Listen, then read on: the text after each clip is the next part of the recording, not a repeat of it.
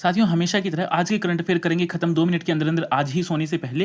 लेकिन उससे पहले मेरे को एक चीज़ बताइए कि आपको पता होगा कि प्रधानमंत्री नरेंद्र मोदी जी 2 दिन से 6 जुलाई से 11 जुलाई तक 3 देशों के दौरे पर थे, इंडोनेशिया, ऑस्ट्रेलिया और न्यूजीलैंड।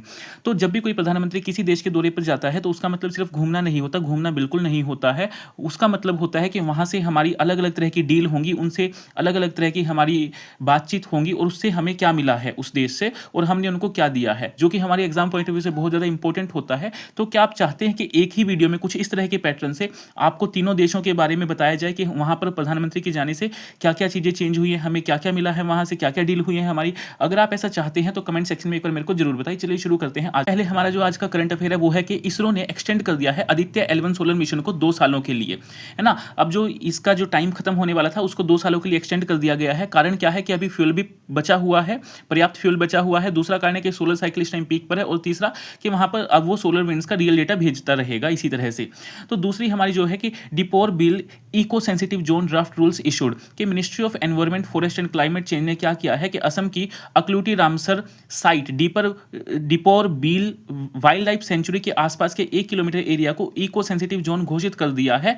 घोषित करने का ड्राफ्ट नोटिफिकेशन जारी किया है। इससे क्या है कि वहां पर जो माइग्रेटरी बर्ड्स हैं उनको बचाया जाएगा। अब इसके आसपास कोई भी किसी भी तरह की फैक्ट्री वगैरह, प्लास्टिक का या कोई भी प्रोजेक्ट नहीं काम करेगा उस 1 किलोमीटर के एरिया के अंदर। ये फायदा होगा, तो ये बहुत अच्छी बात है मेरे हिसाब से। तो बाकी जैसा आपको लगता है कमेंट में जरूर बताएं। तीसरी बात है कि WHO flags dangerous drug resistant malaria strain in Africa.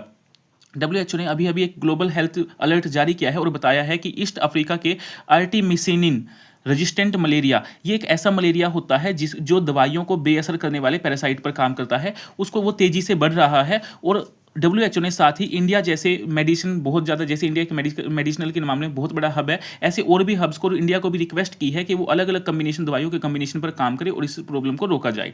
चौथी जो हमारी न्यूज़ निकल कर आती है वो है कि RBI mandate local language AI chatbots in for all digital wallets. ठीक है कि अब से जितने भी फाइनटेक ऐप्स होंगे उनको कस्टमर ग्रीवेंस के लिए 8 शेड्यूल रीजनल लैंग्वेज में AI चैटबॉट्स को लगाना मैंडेटरी है। ऐसा इसलिए किया गया है कि आम आदमी भी फ्रॉड से बच सके और अपनी शिकायतों को वहां पर दर्ज करवा सके। साथ ही फाइनेंशियल लिटरेसी को भी इससे बढ़ावा मिलेगा। पांचवी हमारी न्यूज निकल कर आती है कि blackbuck population reports 15% spike in Rajasthan. तो राजस्थान में जो काला हिरन है उनकी संख्या में 15% की वृद्धि देखने को मिली है। कैसे पता चला है कि डिपार्टमेंट है स्टेट फॉरेस्ट डिपार्टमेंट, उन्होंने बताया है। कौन सी रिपोर्ट? वाइल्ड लाइफ ट्रैकर रिपोर्ट के जरिए बताया है। एरिया कौन सा है? राजस्थान के बिश्नोई डोमिनेटेड एरिया और सेंचुरीज में ऐसा देखने को मिला हुआ है। ये भी एक उनकी बहुत बड़ी कामयाबी है, तो इसलिए उनके लिए तालियां बजनी चाहिए राजस्थान वालों, बहुत बढ़िया, वेल डन। तो ऐसे ही करंट अफेयर्स जानने के लिए